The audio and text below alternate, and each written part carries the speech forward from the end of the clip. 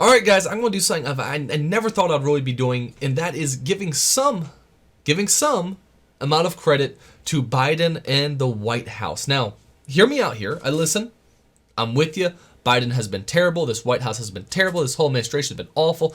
They mishandled Afghanistan. Gas prices are through the roof. Inflation is skyrocketing. The way they're handling COVID is absolutely awful. And the oppression on individual rights is, of course, just horrendous. With that said, when they do something good, and it's not great, but it is good, we should give them some credit where credit has been earned, right? So what they have done is decide to have a diplomatic boycott of the Winter Olympics being held in Beijing. Now, what that means is, of course, obviously, no United States diplomats will be present for the Olympics. Athletes, of course, will still compete. That's why I say it's not great. I think we should do a full boycott because, again, China, these people are just as evil, if not more evil, than, WW2 Germany was, right? We can't just kid ourselves about this. They're running, they have concentration camps where they're slaughtering people of a certain religion, right? And what they're doing to the Uyghurs over there in China, it is horrendous and evil. We shouldn't kid ourselves here. China is just as bad as Germany was. No doubt about it. No hesitation. They are just as bad, if not even worse. So we probably should have a full boycott. However, a diplomatic boycott of the Olympics is still a good move. And I got to say I'm surprised. He's probably just trying to cover up the connections they do have. Let's be perfectly honest. All the connections that Hunter Biden has, of course, to China, we know there's a lot of connections there. But it's still worth saying a diplomatic boycott of the Olympics is a positive thing. So let's look a little bit in here because they have a couple things that the White House said about it that, again, surprised me. I did not think they would actually even bring it up. So, the Biden administration announced a diplomatic boycott of February's Beijing Winter Olympics Monday over what the White House press secretary deems China's egregious human rights abuses and atrocities. They're calling out the atrocities. Good. I want to see more of this. The move, first reported by CNN late Sunday, means that no U.S. official will attend the opening or closing ceremonies, but American athletes will still be allowed to compete.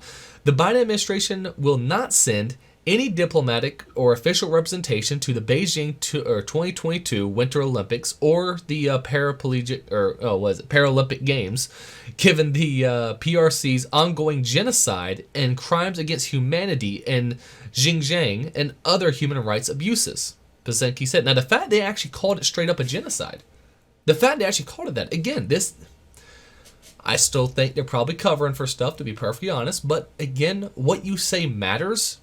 It does really matter. It does help move the conversation to a certain level, and actually calling China out on this sort of stuff is good. This is something that we should praise. I never thought I'd be praising Psaki on anything, to be perfectly honest. I'm probably saying her name wrong, but whatever. Now, Psaki said, beginning on Monday's White House press briefing using the acronym for the People's Republic of China, she added that the athletes on Team USA have our full support. We'll be behind them 100% as we cheer them on from home. We will not contribute to the fanfare of the game. As the president has told Chinese President Xi Jinping, standing up for human rights is in the DNA of Americans, Psaki said. We have a fundamental commitment to promoting human rights, and we feel strong in our position and will continue to take action to advance human rights in China and beyond. We haven't really done jack, to be perfectly honest, but again, words do matter, and they're at least paying lip service. I can at least say that. So here's the interesting thing, though. Early Monday, China's government threatened firm countermeasures if the boycott went ahead and noted that no U.S. officials have formally been invited to attend the games. Now, if no U.S. officials were invited to attend the games, then why do they need countermeasures in the first place? Really, what's the point? If they weren't invited, then why do you care they're not showing up? Seems kind of... it seems like it does tick them off a little bit, which is good. I want them to be upset. I want the Chinese government to be upset at everything we do, because if they're not upset at what we do, we're doing something wrong, because they, of course, are the antithesis of what American values are, and we should be as opposite from them as possible. Without being invited, American politicians keep hyping up the so-called diplomatic boycott of the Beijing Winter Olympics, which is purely wishful thinking and grandstanding. The Foreign Ministry spokesperson Zhao Lijian told reporters, "If the U.S. side is bent on going its own way, China will take firm countermeasures," Zhao said, without detailing what those measures could be. I don't know what they really would be in the first place, to be honest. Psaki did not directly respond to Beijing on Monday, but did say China should be addressing issues that meet the needs of the global community, to be part of leadership in the global community. They're already part of leadership in the global community. They basically already own the UN. They have the WHO in their pockets. They already own the global community, so let's not pretend there. All right, really. They already own the global community. It is common during the Olympics for the U.S. and other countries to send prominent government officials as a show of support for the athletes in a diplomatic gesture towards the host nation. Earlier this year, the First Lady Jill Biden attended the rescheduled 2020 Summer Olympics in Tokyo, while Second Gentleman Doug Emhoff showed up at the Paralympics Games. Biden and Xi did not discuss the Olympics when the two met for a virtual summit last month, according to the White House. Okay, real quick. You didn't meet up when you had a virtual event, all right? If me and you get on a Zoom call, we've never actually met. It's no different than if we hopped on the phone with one another, all right? I hate this new phrasing that we're now so just put into this, mindset of, we'll just Zoom, we'll just do video conferences now, that we've changed up what things mean. No, if you haven't actually met in person, if you've never shaken someone's hand, you have not met them. It's just lazy. It's just really, really lazy. But either way, this is good. I mean, this is, again, we want to, we would rather see them completely boycott the Olympics. That would be even better. However, there is something to be said about the fact of we send our athletes there who, let's face it, are going to sweep up the gold medals because we always sweep the gold, right? We always get the gold. Sending our athletes over there just to sweep all the gold medals we can, and our diplomats not even there. We don't even acknowledge this as any big accomplishment. We just go do what they're, send athletes, get the medals, come home, no big deal.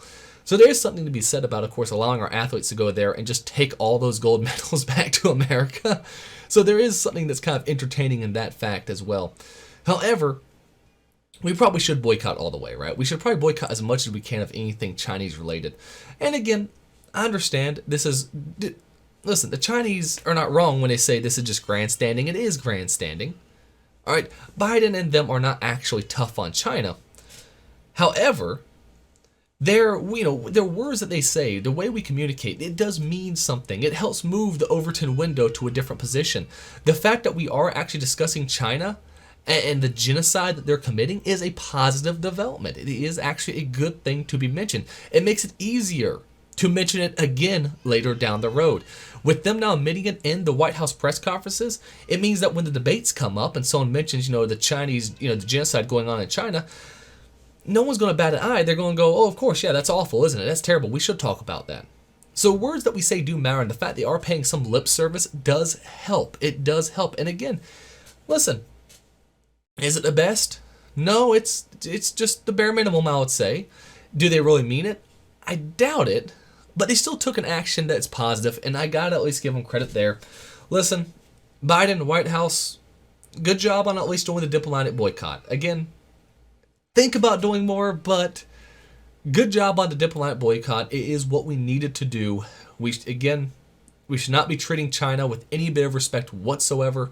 So telling them straight up, hey, our diplomats are not even going to be there to even respect the host nation, that is actually a positive thing. So listen, this might be the only time I've ever said this, but hey, good job, Biden. I mean, you got one. You got one for 100 at this point, but you got one. You got 1 point on the board. Good job. Either way, what do you think? What should we do for the Olympics? Should we do a complete, should we still go just so we can sweep the gold medals and bring them back home, or should we just completely boycott it altogether? Let us know in the comments below, as well as, of course, like the video. It really does help. If you've enjoyed this, please like it. It does help push it out to more and more people, which does help the channel. So please leave a like. It really is appreciated. As well as if you've watched this far, man, go ahead and subscribe to a channel. You clearly dig the content, man. Go ahead and subscribe. Hit the button, right below. See more content like this. We do, a video, at least one video every weekday. So Please subscribe to our channel for more content. Either way, thank you so much for watching, and we'll be talking again real soon.